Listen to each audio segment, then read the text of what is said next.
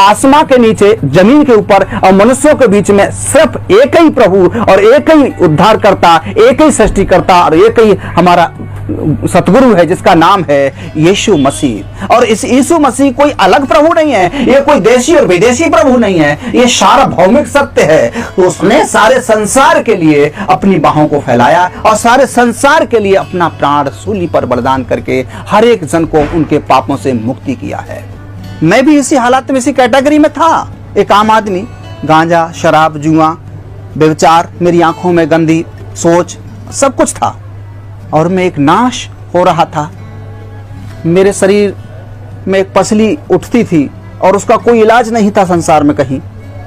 और मैं सुबह 4 बजे उठकर स्नान करके शंख फूंक देता था और सारे नियम और व्रत बड़े कायदे से करता था, लेकिन फिर भी मेरे लिए कहीं पर भी कोई राहत की नाम की चीज नहीं थी। अंततः क्या हुआ कि मैं एक दिन बहुत ही ज्यादा खून का दस्त शुरू हो गया और मैंने सोचा कि ऐसी दुनिया से क्या फायदा जीने से।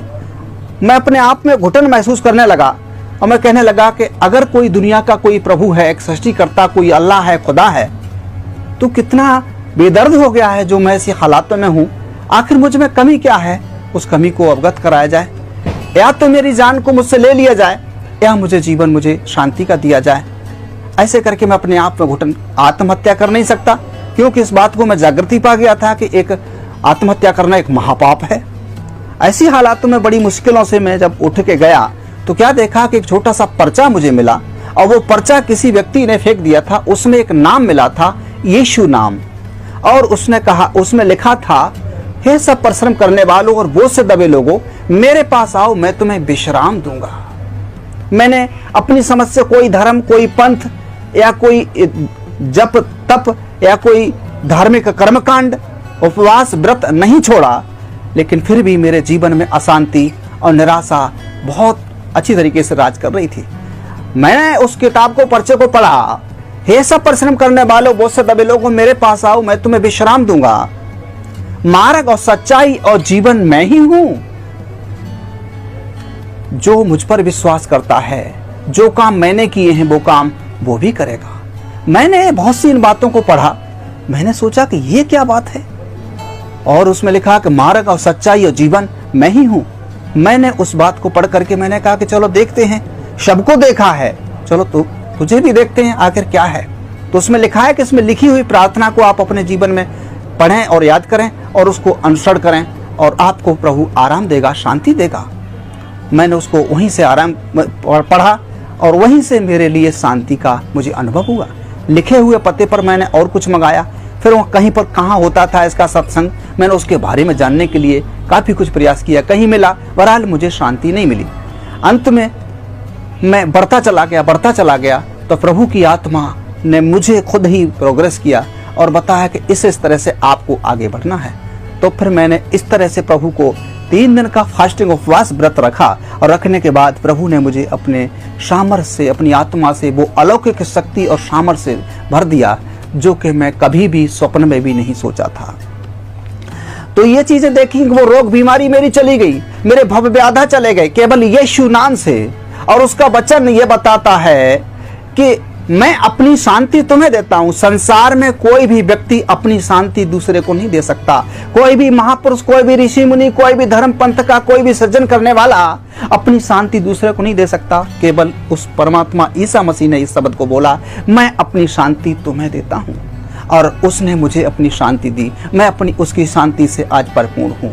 आज संसार में लोगों को जन जागृति के लिए मैं ये बताना चाहता हूं कि वो कैसे लोगों को ढूंढ रहा है। वो धर्म पंथ के लोगों को नहीं, वो काबिल लोगों को नहीं, वो ज्यादा बैरिस्टर वकील को या कोई वैज्ञानिक को नहीं। परमात्मा के पवित्र शास्त्र में ऐसे लिखा हुआ है, वो आत्मा और सच्चाई से भजन करने वालों को वो ढूंढता है। जो आत्मा और सच्चाई से जो भजन करना चाहते हैं उस परम पिता का, उस सृष्टिकर्ता का, ऐसे लोगों को वो परमेश्वर पिता और उसका पुत्र यीशु मसीह वो खोज रहा है। आज जरूरत है आत्मा और सच्चाई से भजन करने वालों की। आज हमें किसी मंदिर में, किसी मस्जिद में, किसी गुरुद्वारे में या किसी चर्च में या किसी एनीबडी किसी और तरीके से हमें इन सब चीजों को ढूंढने की, या किसी भूत या किसी बुत को बना करके उसके सामने, या कोई मूर्ति तस्वीर को रख करके उसके सामने हमें अपने दुख दर्द रखें, हम अपनी कमजोरियों को रखें, हम अपनी व्यथाओं को रखें। ये सब मनुष्य के निर्मित और मनुष्य की सोच के अनुसार है। उस परमपिता परमेश्वर के वचन में ऐसे लिखा है कि परमेश्वर आत्मा और सच्चाई से भजन करने वालों को ढूंढता है, और जो इस बात को समझ लेता है उसके जीवन में वो परमेश्वर का काम शुरू हो जाता है। और ऐसे लिखा है कि परमेश्वर के पवित्र शास्त्र में, क्या तुम नहीं जानते कि तुम परमेश्वर का मंदिर हो और परमेश्वर का आत्मा तुम में वास करता है। और ये शब्द जो पवित्र शास्त्र बाइबल में लिखा है, ये शब्द हमारे भारत के संतों ने बोला है कि ना मंदिर में, ना मस्जिद में, ना कावे कैलाश में, अरे मुझको कहाँ तू ढूंढे बंदे, मैं तो तेरे पास में।